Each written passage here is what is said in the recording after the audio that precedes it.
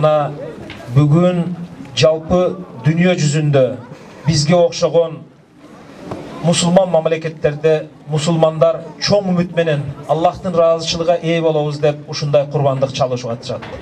Ал эми ошол жандыктардан эң улуусу болгон, бая курбандыкка чалынган жандыктардан эң улуусу болгон кой, эчки, уй, ал эми эң улуусу болгон мына төөнү чалып атат экенсиздер.